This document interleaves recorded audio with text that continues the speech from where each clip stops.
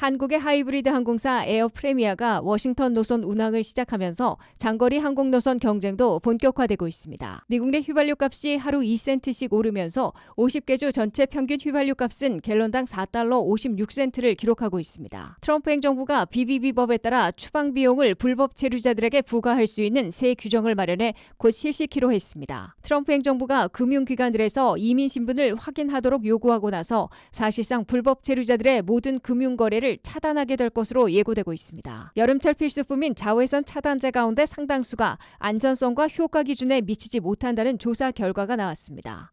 시청자 여러분 안녕하십니까? 워싱턴 뉴스 투데이입니다. 워싱턴 수도권 지역 한인들에게 고국으로 가는 항공편 선택지가 더욱 다양해졌습니다. 한국의 하이브리드 항공사 에어프레미아가 워싱턴 노선 운항을 시작하면서 항공사 간 가격과 장거리 서비스 경쟁도 본격화되고 있는데요. 특히 합리적인 가격과 넓은 좌석 공간 등 기내 서비스 품질을 핵심 경쟁력으로 내놓으면서 한인사회의 관심을 끌고 있습니다. 안혜린 기자의 보도입니다. 워싱턴 수도권 한인사회에 한국행 항공편 선택지가 넓어졌습니다. 한국의 하이브리드 항공사 에어프레미아가 최근 워싱턴 덜레스 국제공항 노선 운항을 시작하면서 장거리 항공 노선 경쟁도 본격화되고 있습니다. 특히 최근 한국행 항공권 가격 부담이 커진 상황에서 보다 합리적인 가격대로 장거리 노선을 이용할 수 있다는 점이 동포사회의 관심을 끌고 있습니다. 워싱턴 지역에서는 30여 년 만에 새로운 국적 항공사가 취항했다는 점에서도 의미가 적지 않습니다. 김천호 워싱턴 지점장은 워싱턴 지역에서는 오랜만에 새로운 국적 항공사가 들어온 만큼 관심이 높다며 가격 경쟁력뿐 아니라 좌석 간격과 기내 서비스 부분에서도 만족스럽다는 반응을 많이 듣고 있다고 말했습니다. 에어프레미아는 대한항공이나 아시아나 같은 대형 항공사의 편안함과 저가 항공의 가격 경쟁력을 결합한 하이브리드 항공사를 내세우고 있습니다. 장거리 비행에서 중요한 좌석 공간과 기내 서비스 품질은 유지하면서도 운영 효율성을 높여 가격 부담을 낮춘 것이 특징입니다. 풀 서비스를 제공하는 대신 가격대가 높은 대형 항공사와 필수 서비스만 제공해 가격 부담을 낮춘 저가 항공사의 중간 형태로 편의성과 가격 경쟁력을 동시에 갖춘 서비스를 제공하는 겁니다. 실제로 에어프레미아는 장거리 비행에서 가장 중요하게 체감되는 좌석 공간과 기내 서비스 품질은 기존 대형 항공사 수준을 유지하고 있습니다. 일반 이코노미 좌석 간격을 넓게 운영하고 있으며 장거리 노선 승객들의 피로도를 줄이는 데 중점을 두고 있습니다. 또 한국인 승무원이 직접 한국어 서비스를 제공해 영어가 익숙하지 않은 고령층 승객이나 가족 단위 이용객들의 만족도도 높다는 설명입니다. 안전성 역시 강조했습니다. 에어프레미아는 최신 기종인 보잉 7879 드림라이너만 단일 기종으로 운영하고 있습니다. 항공사 측은 단일 기종 운영을 통해 조종사 훈련과 정비 체계를 표준화해 보다 안정적인 운항 관리가 가능하다고 설명했습니다. 이번 워싱턴 취항은 미국 동부 노선 확대 전략의 일환이기도 합니다. 기존 LA와 샌프란시스코, 뉴욕, 하와이에 이어 워싱턴 노선까지 추가되면서 미주 장거리 노선 경쟁력도 강화됐습니다. 에어프레미아 측은 앞으로 워싱턴뿐 아니라 버지니아와 메릴랜드, 캐롤라이나 지역 교민사회와의 편의도 넓혀갈 계획이라고 밝혔습니다. WKTV 뉴스 안혜린입니다. 미국 내 가스값이 하루 2센트씩 오르면서 50개 주 전체 평균 휘발유 값은 갤런당 4달러를 넘은 것으로 AAA가 집계했습니다. 미국 내 전국 평균 휘발유 값은 4달러 56센트로 이란과의 전쟁 이후 53%인 1달러 58센트 급등했으며 7개 주는 5달러, 캘리포니아는 6달러를 넘어섰습니다. 한면태 기자가 보도합니다. 미국-이란 전쟁이 개전 3개월을 목전에 두고도 끝내지 못하고 있고 호르무즈 해협의 봉쇄로 유가 급등을 제지하지도 못하고 있습니다. 국제유가가 100달러 내지 105달러를 오르내리고 있는 반면에 미국 내 휘발유 값은 하루 2센트씩 여전히 오르고 있습니다. 결국 미국 내 50개 주 전체가 4달러 이상의 휘발유 값을 기록하고 있어 고유가 고통을 체감하고 있습니다. 미국 내 평균 휘발유 값은 20일에 갤런당 4달러 56센트로 AAA는 집계했습니다. 거의 매일 2센트씩 오르고 있습니다. 전국 평균 휘발유 값 4달러 56센트는 2월 28일 미국-이란 전쟁의 개전 이래 53%, 즉 1달러 58센트나 급등한 겁니다. 지역별로 큰 편차를 보이고 있는데 7개 주는 5달러를 넘었고 캘리포니아는 6달러까지 넘은 지 오래됐습니다. 최고치를 보이는 캘리포니아의 주평균 휘발유 값은 6달러 15센트를 기록하고 있는 반면에 주 유류세 면제 조치로 최저치를 보이는 조지아는 4달러 2센트로 무려 2달러 14센트나 차이 나고 있습니다. 미국민들은 당장 25일 메모리얼 데이를 맞아 여행길에 나설 때 고육과 고통을 실감할 것으로 보입니다. 메모리얼 데이 연휴에 미국민들은 4,500만 명이나 50마일 이상 여행길에 나설 것으로 트리플A는 추산하고 있습니다. 그 중에 87%인 3,910만 명은 자동차 여행객들이어서 주유소에서 고유가를 실감하게 됩니다. 지난해 메모리얼 데이 때에는 갤런당 3달러 17센트였던 평균 휘발유 값이 올해는 4달러 56센트까지 1달러 40센트나 급등해 있어 한 번에 15갤런을 넣으면 20달러나 더 지출해야 하기 때문입니다.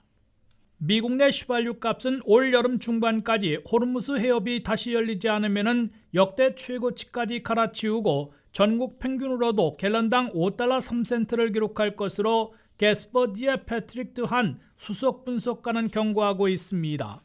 현재까지 미국 내 휘발유 가격의 최고치는 40년 만에 인플레이션을 겪었던 2022년 6월 14일에 5달러 2센트입니다. WKTV 뉴스 한면택입니다. 트럼프 행정부가 이민 법원 출두 요구서를 받고도 출석을 거부한 불법 체류자들을 체포 추방할 때 1인당 추방 비용으로 18,000달러의 벌금을 물리기로 했습니다. BBB법에 따른 새 규정으로 1인당 추방 비용을 그대로 부과하는 것으로 벌금을 물지 않으려면 자기 추방을 선택해 스스로 미국을 떠날 것을 압박하려는 것으로 해석되고 있습니다. 트럼프 행정부가 이민 단속과 체포 추방 비용을 아끼면서도 불법 체류자들을 최대한 미국을 떠나게 압박하려는 새 정책을 본격 가동하고 있습니다.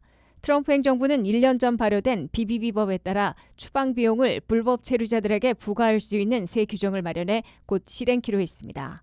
국토안보부에 따르면 첫째, 새로운 추방 벌금은 불법 체류자들을 포착해 체포하고 구금하고 있다가 추방하는 데 드는 비용 1인당 18,000달러를 그대로 부과할 방침입니다. 이는 추방 벌금을 현재보다 3배 늘리는 것입니다. 둘째, 적용 대상은 국토안보부로부터 이민법원에 출두하라는 출두 요구서를 받고도 이민법원에 출석하기를 거부하는 추방 대상자들입니다.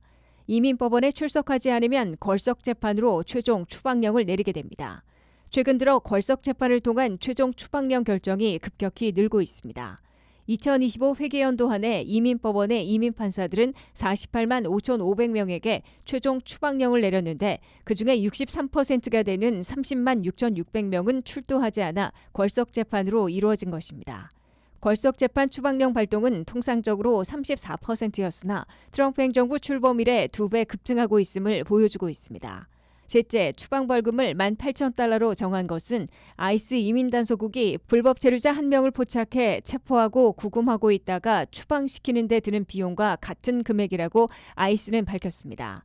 아이스에 따르면 불법 체류자 1명을 포착해내는데 645달러, 체포하는데 1,777달러, 구금하는데 1,801달러, 진행하는데 603달러, 추방하는데 4,216달러, 이를 합하면 18,042달러가 들고 있다고 공개했습니다. 넷째, 트럼프 행정부는 불법 체류자들이 1인당 18,000달러의 적지 않은 추방 벌금을 물지 않으려면 체포되기 전에 미리 자기 추방을 선택해 미국을 스스로 떠나야 할 것이라고 압박하고 있습니다. CBP 홈 앱을 통해 자기 추방을 선택해 신고하고 스스로 미국을 떠나면 본국행 항공편을 제공받을 수 있고 출신국에 도착하면 출국 보너스로 가구당 평균 2,600달러씩을 받고 있습니다. 트럼프 행정부가 금융기관들에게 고객들의 이민 신분을 확인하도록 요구하고 나서 불법 체류자들의 은행 계좌 보유와 신용카드 사용, 자동차 할부, 주택 모기지 등 금융 거래를 차단하는 조치에 나섰습니다. 트럼프 행정부는 업무 부담 가중을 이유로 불법 거래로 의심되는 사례부터 확인토록 하고 있는 가운데 불법 체류자들의 ITIN 번호 사용을 차단키로 해 모든 금융 거래를 막게 될 거란 예고가 나옵니다. 한면택 기자의 보도입니다. 트럼프 행정부가 마침내 불법 체류자들의 모든 금융 거래를 전면 차단해 견디지 못하고 스스로 미국을 떠나도록 압박하겠다는 강경한 이민 금융 정책을 가동하고 나섰습니다. 도널드 트럼프 대통령은 19일자로 미국 금융 시스템의 신뢰성 회복에 관한 대통령 행정명령을 발동했습니다.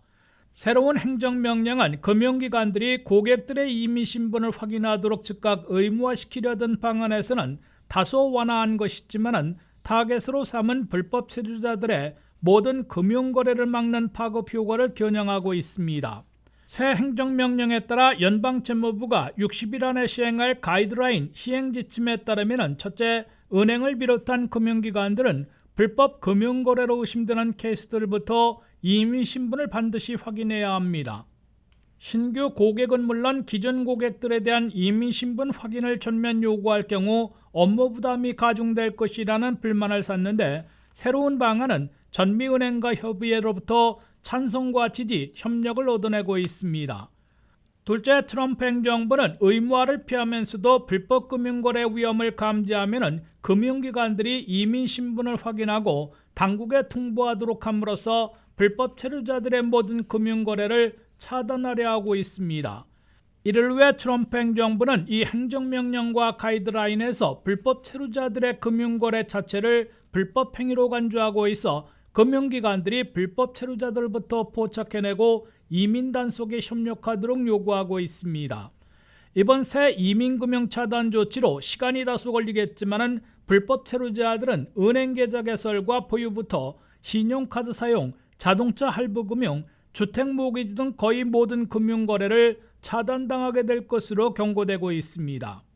셋째, 불법 금융거래로 분류되는 경우들을 보면 ITIN 번호를 사용해 체류 신분이 없는 것으로 의심되는 고객까지 포함하고 있습니다.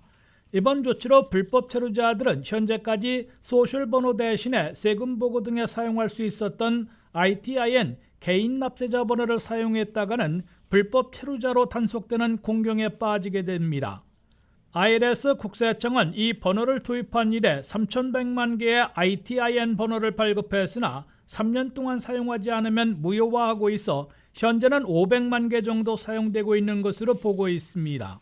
또한 금융거래 시 외국 서류 사용 등도 불법 금융활동으로 의심해 집중 추적하도록 요구하고 IRS 국세청은 불법 체류자들도 원천 징수당하는 페이롤 텍스, 즉 급여세를 탈세하거나 비밀 계정을 운영하는 경우를 중점 포착해내기로 했습니다. WKTV 뉴스 한면택입니다. 여름철 필수품인 자외선 차단제 가운데 상당수가 안전성과 효과 기준에 미치지 못한다는 조사 결과가 나왔습니다. 비영리 환경단체 EWG는 시중 판매 제품의 약 80%가 안전성이나 자외선 차단 효과 측면에서 문제가 있었다고 밝혔는데요. 특히 일부 화학 성분은 인체에 흡수될 우려도 제기됐습니다. 안혜린 기자의 보도입니다. 시중에서 판매 중인 자외선 차단제 상당수가 안전성과 효과 측면에서 기준에 미치지 못한다는 조사 결과가 나왔습니다. 비영리 환경단체 환경워킹그룹은 최근 발표한 2026 자외선 차단제 가이드를 통해 조사 대상 2,780개 제품 가운데 약 20%인 550개 제품만 안전성과 효과 기준을 충족했다고 밝혔습니다. EWG가 추천한 제품 대부분은 미네랄 성분 기반 자외선 차단제였습니다. 이들 제품은 피부 표면에서 자외선을 반사하는 방식으로 작용해 피부 흡수에 따른 자극이나 독성 우려가 상대적으로 적은 것으로 알려져 있습니다. 현재 FDA가 자외선 차단제에 사용하도록 승인한 미네랄 성분은 산화아연과 이산화 타이타늄 두 종류입니다. 가장 대중적으로 접할 수 있는 드럭스토어 추천 제품은 뉴트로지나의 슈어징크 SPF 50으로 예민한 피부를 위한 제품은 세라베의 하이드레이팅 선스크린 SPF 30이 선정됐습니다. 반면 화학 성분 기반 자외선 차단제 가운데 EWG 추천을 받은 제품은 53개에 그쳤습니다. 화학 기반 제품은 피부에 흡수된 차단제가 자외선을 열로 바꿔 방출하는 방식으로 작용합니다. FDA는 지난 2019년 자외선 차단제에 흔히 사용되는 일부 화학 성분이 단 하루 사용만으로도 혈액 속에서 기준치 이상 검출될 수 있다는 연구 결과를 발표한 바 있습니다. 특히 호모살레이트와 옥시벤존 성분은 사용 후 2주 이상 혈액에서 검출됐으며 일부 연구에서는 생식 기능과 면역 체계에 영향을 줄 가능성도 제기됐습니다. 이 때문에 일부 국가에서는 해당 성분 사용을 제한하거나 규제하고 있습니다. FDA는 당시 제조업체들에게 관련 성분의 안전성 자료 제출을 요구했지만 현재까지 추가 연구 결과는 충분히 공개되지 않은 상태입니다. 다만 업계 측은 이번 조사 결과에 반박하고 있습니다. 화장품 업계는 자외선 차단제의 안전성과 효과는 수십 년간의 연구를 통해 입증돼 왔다며 일부 제품만 안전하다고 보는 시각은 오히려 소비자들의 자외선 차단제 사용을 위축시킬 수 있다고 주장했습니다. 강한 자외선에 장시간 노출될 경우 피부 노화는 물론 피부암 위험도 높아질 수 있습니다. 특히 여름철에는 자외선 지수가 크게 올라가는 만큼 외출 시 자외선 차단제 사용의 중요성이 더욱 강조되고 있습니다. WKTV 뉴스 안혜린입니다. 이상으로 워싱턴 뉴스투데이를 마치겠습니다. 시청해주신 여러분 고맙습니다.